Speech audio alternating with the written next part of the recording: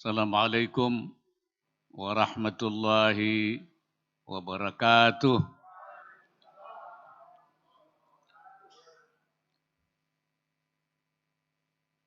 Bismillah, walhamdulillah, wassalatu wassalamu ala rasulillah, wa ala alihi wa sahbihi wa mawala. Subhanaka la ilma lana illa ma 'allamtana innaka antal alimul hakim. Allahumma rzuqna al-ma'arif ar-rabbaniyah wal lataif ar-rahmaniyah wal waridatil ilahiyah wal mawahib al-ikhtisasiyah wal ulum al-laduniyah wa ballighna rutbat al-ihsani wa wahdat al-syuhud walhamdulillahi rabbil alamin. Ulama'ana al-kiram wa masyayikhana al-afadil, bil khusus Ketua Umum Partai Kebangkitan Bangsa yang juga Wakil Ketua DPR RI, Menteri Tenaga Kerja, Menteri Desa dan Pembangunan Daerah Tertinggal, Transmigrasi, Wakil Ketua MPR RI, dan Al-Mukarramin, Kiai Haji Kafabi, Kiai Al-Habib Hasan, dan para ulama yang lain. Pertama, saya bersyukur hari ini bisa bertemu dengan para ulama, para asatidz di dalam pertemuan ulama, Ijtima' Ulama Nusantara Lihimayati Indonesia. Saya kira memang tugas ulama itu, atau mas'uliyatul ulama itu, tanggung jawab ulama itu, himayatul ummah wa himayatul watan. Menjaga umat dan menjaga negara. Itu saya kira tugas kita itu. Dan itu sudah dilaksanakan dari dulu oleh para ulama.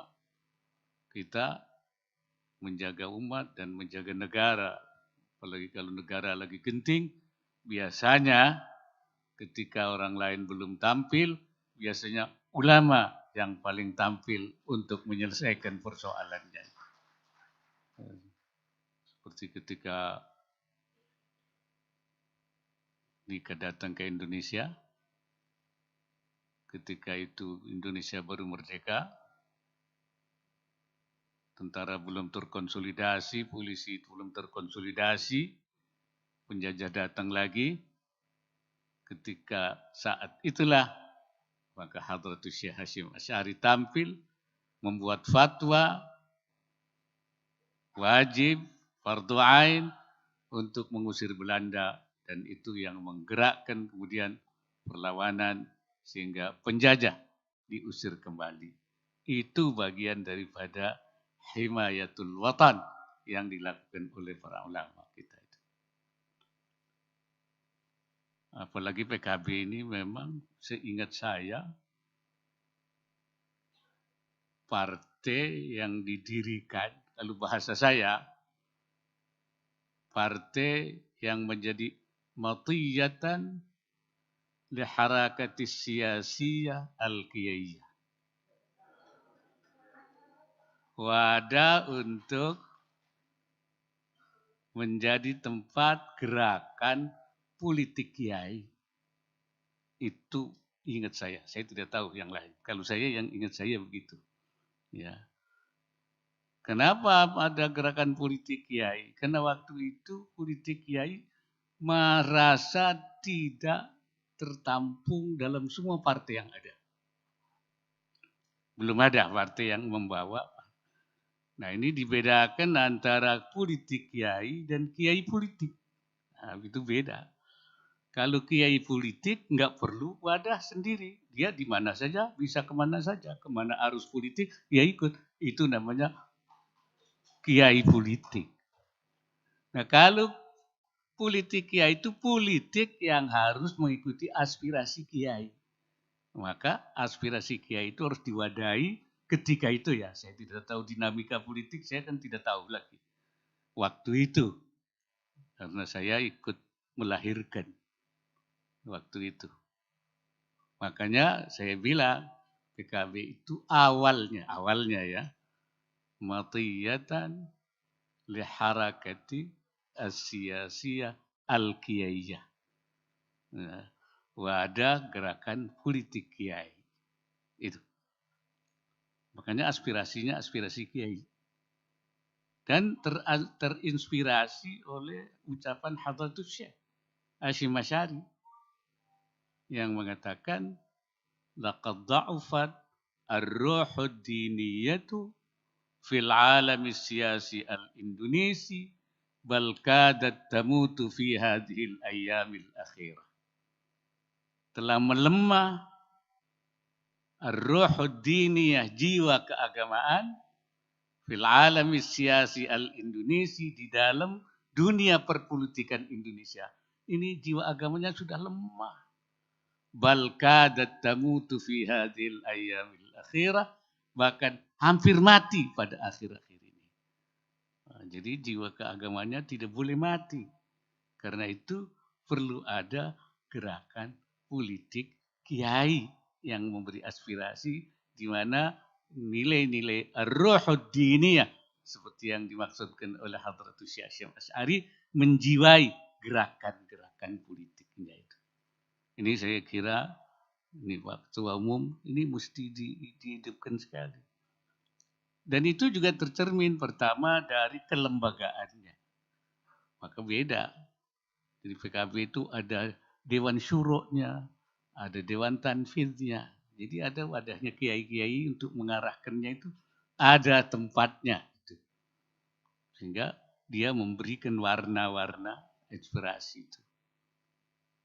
Dan kedua dari semacam manifesto politiknya, landasan berpikir partainya. Maka namanya juga beda dengan yang lain-lain. Namanya mabda siasi.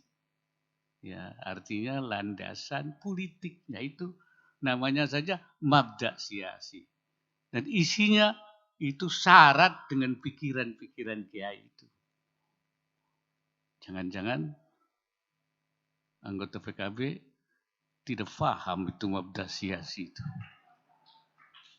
Nah ini saya coba, oleh karena itu walaupun PKB ketika itu didirikan 98, 99 langsung pemilu, langsung PKB dapat 13% dan menduduki nomor 3 di dalam perolehan partai di Indonesia. Betul Pak Ketua Umum ya? Betul itu. Nomor 3 langsung krek, 13% krek. Mestinya sesudah itu naik lagi. Tapi dilala kok tidak naik. Turun. 10% turun. 4,5%. Untung kemudian bangkit lagi. Ya betul waktu umum. Iya. Ya. Saya bilang harus balik lagi itu PKB itu. Harus balik ke 13%. Kalau turun lagi tidak masuk PT itu. Nggak masuk parliamentary threshold. Bahaya itu. Maka itu harus naik lagi. Maka itu harus digeber lagi. Ar-ruju, war-ruju, sumber ruju.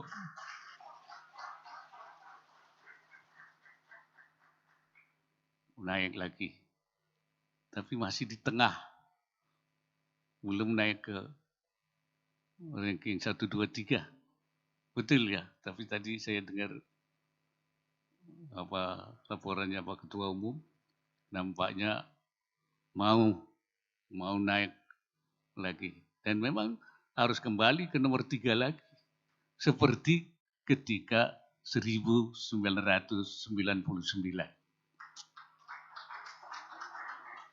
Minimal itu harus balik ke 3.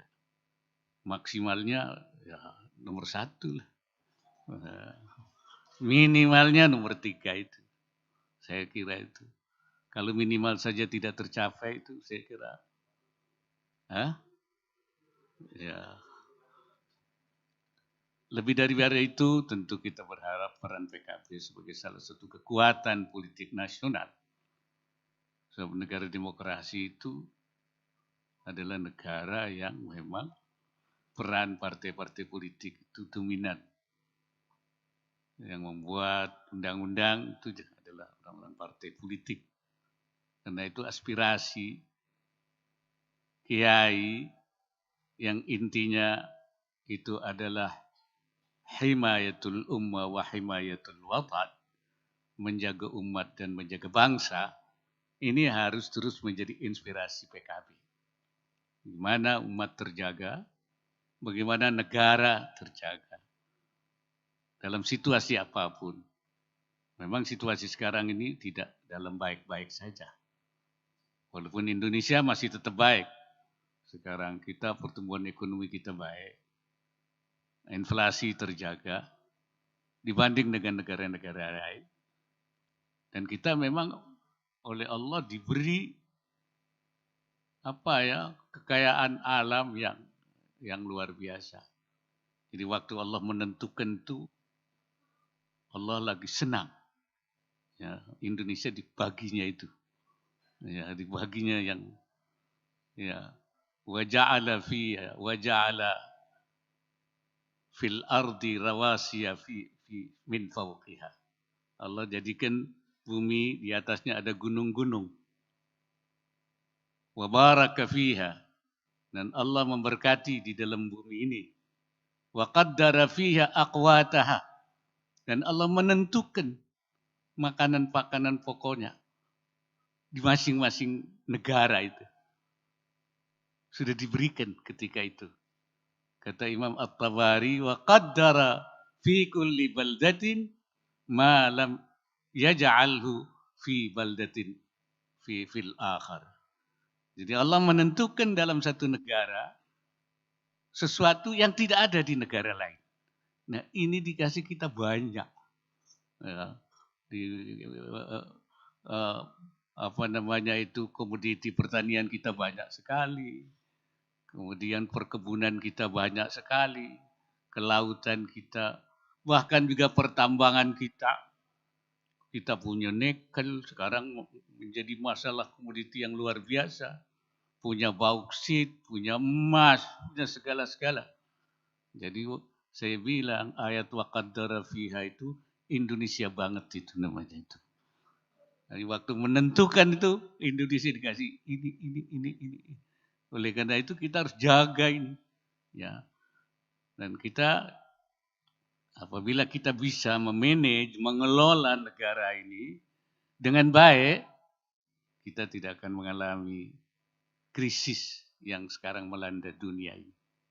Memang dunia ini sedang dilanda krisis, perang, geopolitik, krisis energi, akibatnya sendiri lingkungan ini terjadi.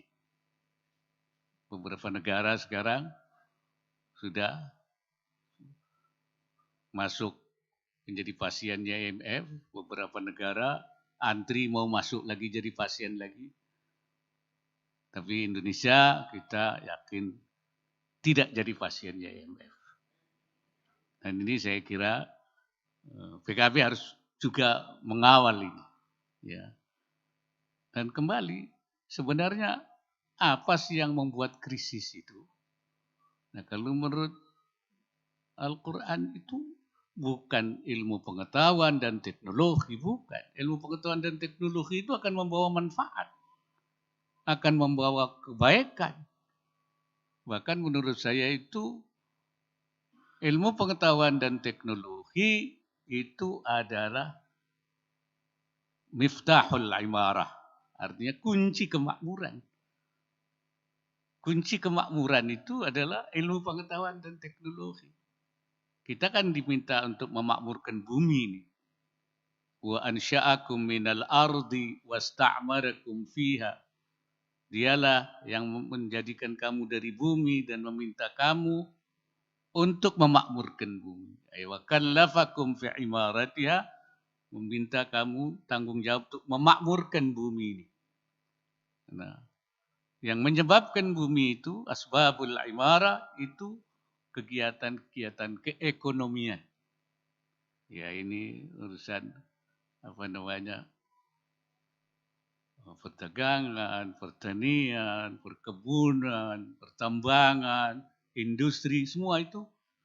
Nah kuncinya miftahul imara adalah ilmu pengetahuan dan teknologi. Jadi itu bukan.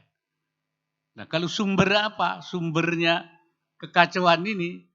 Nah kalau menurut Al-Quran itu lawit taba'al haqqu ahwa'ahum lafasadatil ardu. Kalau yang kebenaran itu mengikuti ahwa'ahu, hawa nafsu mereka, lafasadatil ard, rusaklah bumi ini. Jadi yang merusak bumi itu ahwa-ahwa itu. Ahwa-ahum itu keserakahan, ketemakan, keinginan tanpa menjunjung tinggi kesepakatan, ittifakat, al-mawathiq. Ini ketika itu tidak lagi diperhatikan, hancurlah bumi itu. Termasuk kita Indonesia. Kalau kesepakatan nasional kita itu dilanggar, rusak Indonesia ini. Karena itu kita disuruh menjaga kesepakatan nasional. Hifdzul mitsaq. Karena Indonesia ini dibangun berdasarkan kesepakatan nasional. Al-mitsaqul watani. Karena itu saya menamakan negara Indonesia ini sebagai Darul Mitsaq, negara kesepakatan. Kalau ada boleh kesepakatan itu dilanggar, pasti rusak. NKRI itu rusak. Lafasadatil Indonesia rusak. Ya, kalau mengikuti hawa nafsu itu. Nah, ini yang harus dijaga. Hifdzul mitsaq. Jangan memberi toleransi terhadap mukhalafatul mitsaq. Menyalahi kesepakatan. Ini pasti akan. Jadi konsistensi kita menjaga. Dunia pun begitu. Kalau berbagai kesepakatan global yang harus dijaga, tapi dilanggar terus, terjadilah kerusakan iklim, terjadilah krisis energi. Nah, karena terjadi walau ittaba'al haqqu ahwa'ahum lafasadatil ard. Jadi kepentingan kita menjaga stabilitas itu bukan dalam arti untuk membangun status quo, tetapi bagaimana menjaga suasana kondusif ya dengan tidak menghilangkan yaitu demokratisasi atau demokrasi di dalam negara. Jadi kita mengharapkan di Indonesia kita bangun negara kesejahteraan, negara yang maju, tapi tidak perlu harus juga menghilangkan demokrasi atau melemahkan aspek-aspek demokrasi. Karena itu Indonesia terus menjaga per 5 tahun itu terus diadakan pemilu. Mudah-mudahan di pemilu yang akan datang, yang PKB akan minimal itu nomor 3. Ya. Supaya bisa lebih berperan dalam menjaga negara, bangsa, sekaligus himayatul watan wa himayatul ummah itu. Peran politiknya bisa lebih besar. Dan kita berharap tentu pemilu ini tidak merusak keutuhan bangsa ini. Tidak merusak kesatuan bangsa, tidak membangun terjadi keterbelahan. Ya. Dan perdebatan itu jangan sampai melewati yang membawa permusuhan. Tadi itu ayatnya saya dengar dibaca. Ya. Idfa' billati hi ahsan. fa idzal ladzi bainaka wa baina adawatun fa ka'annahu hawaliyun hamim. Ya, jadi berdebatlah kalian dengan cara yang lebih baik. Billati hiya ahsan. Jadi boleh berdebat, mendiskusikan bagaimana membangun negara yang baik, itu boleh saja. Ya. Mencari yang terbaik itu boleh saja. Itu satu demokratis. Keduanya memang kita sedang mencari hal yang baik. Pemerintah juga sekarang mencari, memilih. Ini menurut pemerintah yang terbaik. Boleh saja dikritisi, tapi billati hiya ahsan. Karena dengan cara yang terbaik itu, fa idzal ladzi bainaka wa bainahu adawatun fa innahu aliyun hamim. Andai kata ada saja antara kita suatu pihak dengan yang lain ada permusuhan, itu justru pemusuhannya akan hilang. Karena cara-cara yang terbaik itu akhirnya menjadi saudara walaupun berbeda, karena billati hiya ahsan. Itu yang menurut kita itu. Nah, yang menarik lagi, apa idza yanzaghannaka syaitanu minasyaitani nazghun fasta'iz billah. Saya baca di tafsirnya itu, andai kata syaitan itu mempengaruhi kamu untuk tidak menggunakan cara billatihi ahsan, itu jangan dituruti. Fasta'iz billah, minta tolongnya kepada Allah, berta'awudlah, minta perlindungan kepada Allah, supaya kamu jangan sampai melenceng dari dengan cara-cara yang billatihi ahsan.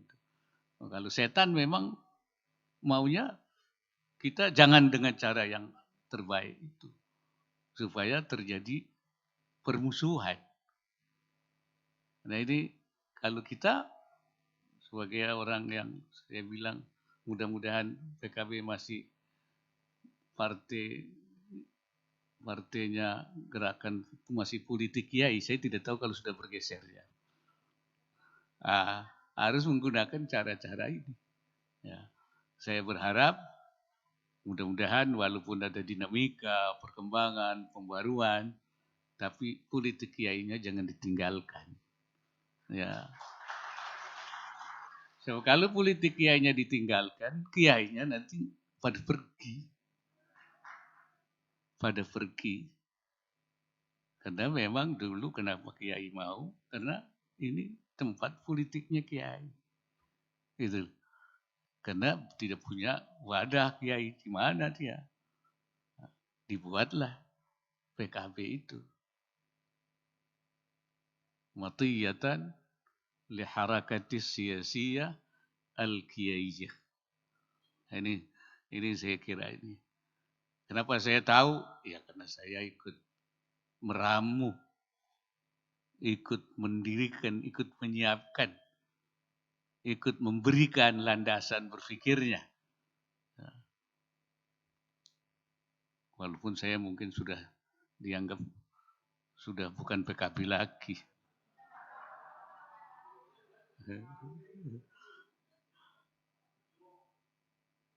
Tapi saya ikut bersama, dan ketika kita berhasil waktu itu menjadi nomor 3, bahkan berhasil menjadikan Gus Dur sebagai Presiden Republik Indonesia. Nah, itu kan karena itu. Kalau nggak ada PKB itu Gus Dur nggak jadi presiden itu. Karena ada PKB, jadi Gus Dur jadi presiden. Alhamdulillah waktu itu. Walaupun cuma 2 tahun. Tapi yang penting jadi presiden. Kiai jadi presiden.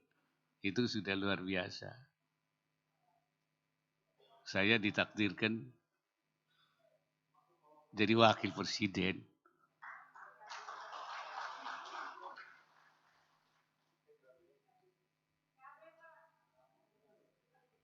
Iyalah.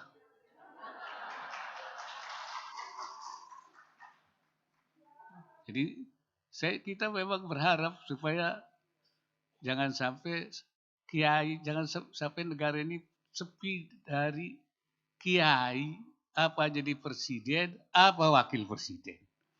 Ya. Minimal santri lah. Minimal santri. Betul apa tidak? Iya. Makanya harus ada kiai atau santri yang jadi presiden atau wakil presiden. Iya. Gus Dur sudah mulai.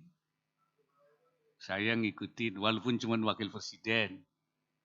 Nanti ada lagi atau presiden wakil presiden. Ya. Supaya bisa memberikan warna tatanan kehidupan bangsa ini seperti kata Hadratus Syekh Hasyim Asy'ari, jangan sampai perpolitikan nasional kita itu kehilangan ruhud diniyah. Laqad dha'ufat ar-ruhud diniyah fil alami siyasi al-Indonesi bal kadat tamutu fi hadhil ayyamil akhirah. Telah melemah jiwa keagamaan dalam perpolitikan Indonesia, bahkan hampir mati pada akhir-akhir ini. Itu saya kira yang dapat saya sampaikan. Dan mudah-mudahan kita dijaga oleh Allah Subhanahu wa Ta'ala. Dan para kiai saya harap jangan pernah berhenti menjaga umat, menjaga negara. Ini tanggung jawab. Ulama-ulama dulu menjaga negara itu menyebutkan di dalam masalah maqasidil amal syariatil islamiyah, tujuan umum syariat Islam itu hanya 5. Imam Ghazali, Imam Syatibi itu 5. Itu namanya hifdzul din, menjaga agama, itu maqasid tujuan syariat itu. Nomor 2-nya hifdzul nafas, menjaga jiwa. Nomor 3, hifdzul akal, menjaga akal. Nomor 4-nya hifdzul nasl, menjaga keturunan. Nomor 5-nya hifdzul mal. Ini ulama-ulama dulu menyimpulkan itu 5 sebagai maqasidus syariah. Tapi ulama mutaakhirin nambah 1 lagi. Selain yang 5 ini, apa? Hifdzul watan, menjaga tanah air juga. Itu tujuan syariah.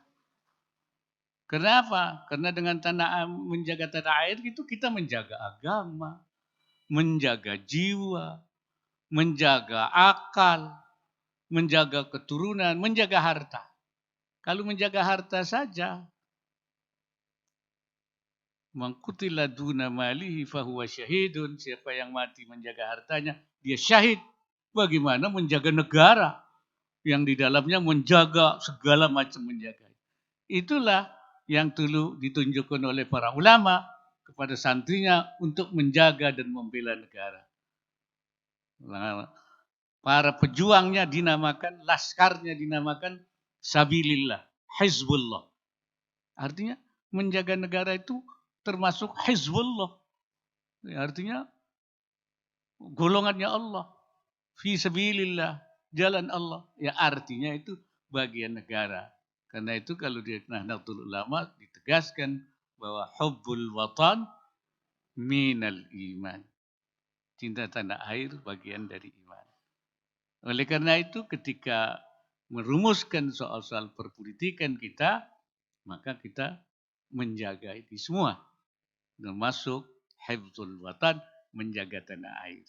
Nah sekarang ini yang kita jaga itu, ya kita, kalau dulu perang tentu sekarang kita bagaimana mensukseskan pembangunan nasional kita.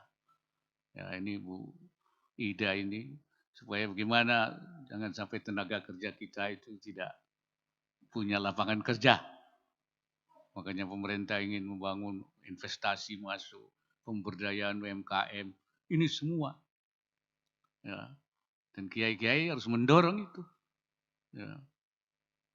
Karena ini bagian daripada kita menguatkan umat. Ya. Memang ada ajaran dulu di karangan kiai ini supaya diluruskan. Katanya ya, karangan kiai itu man ahabba dunyahu adarra bi akhiratihi. Siapa yang cinta dunianya, akhiratnya bahaya. Ada hadisnya. Hubbud dunya ra'su kulli khati'atin. Mencintai dunia itu sumber kesalahan. Nah, kalau tidak diberi pengertian yang benar, nih bisa orang nggak mau duniawi. Nah, Syekh Nawawi Al-Bantani mengatakan yang dimaksud wal muradu al-hubbul ladzi yahmilu ala irtikabi nahyin wa tadyi'i amrin. Yang cinta yang seperti tadi, cinta dunia yang membawa bahaya akhiratnya. Hadis itu kata Syekh Nawawi. Wa qaulil Hasan al-Basri maqufan, ucapannya Imam Hasan Basri yang mauquf itu yaitu hubbud dunya ra'suka li khati'atin, itu al-hubbul ladzi yahmilu 'ala irtikabi nahyin wa tadyi'i amrin, yaitu cinta yang membawa kepada untuk melanggar larangan Allah dan menyia-nyiakan perintahnya. Jadi kecintaan harta yang sampai meninggalkan kewajiban dan sampai melanggar perintah Allah. Itu. Wa amma mutlaqul hub wa huwa minal amril jibili. Cuman cinta saja sesuai proporsional, sewajarnya, itu watak manusia. Amril jibili itu kata Syekh Nawawi. Jadi ini harus didorong. Bahkan ketika menafsiri ucapannya Ibnu Athaillah yang mengatakan ijtihaduka fima dumina laka wa taqsiruka fima tuliba minka dalilun ala intimasil basirati minka, bahwa kesungguhanmu, usahamu dalam sesuatu yang sudah dijamin oleh Allah dan lalaimu terhadap yang menjadi tuntutan buat kamu, itu menunjukkan bahwa mata hatimu sudah hilang, sudah buta mata hatimu. Nah, Syekh Nawawi bilang yang dimaksud itu, yang dicela itu al-mabzum itu kalau dua-duanya ini ijtihadul, ya, yang apa namanya, ijtihad fi madumina wa taqsir fi ma tuliba, berusaha yang dijamin dan juga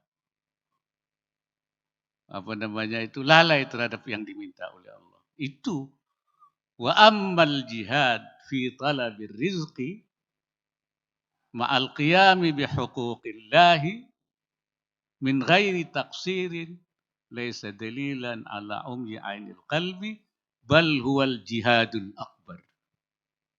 Adapun mencari rizki dengan tetap menjaga hak-hak Allah tanpa ada kelalaian, itu bukan dalil hilangnya mata hati, bahkan bal huwal jihadul akbar, itu sebenarnya jihad akbar. Jadi jihad akbar itu. Karena itu kita memberdayakan ekonomi masyarakat, itu jihad akbar untuk mereka supaya menjadi muslim yang kuat. Nah ini yang oleh karena itu kita upayakan terus pemberdayaan masyarakat, nah, di dalam rangka penguatan. Dan itu bagian dari jihad akbar. Itu kata Syekh Nawawi Al-Bantani. Jadi jangan sampai kita kemudian melemahkan diri karena salah memahami secara benar tentang teks-teks yang sering diajarkan di pesantren. Saya kira itu, kiai sekalian, saya berharap kiai, terutama kiai-kiai yang tergabung dalam PKB, itu jangan lemah, jangan bosan, terus berjuang menjaga umat, himayatul ummah wa himayatul watan, menjaga dan melalui PKB sekaligus supaya PKB juga berperan lebih besar ke depan, ya, untuk itu supaya dalam pemilu juga menghasilkan sesuatu yang besar, ya, harus jadi pemenang supaya bisa memberikan kontribusinya lebih besar dalam kehidupan berbangsa dan bernegara. Barangkali itu ya. dari saya. Wallahul muwaffiq ila aqwamit thariq. Wassalamualaikum warahmatullahi wabarakatuh. Dimohon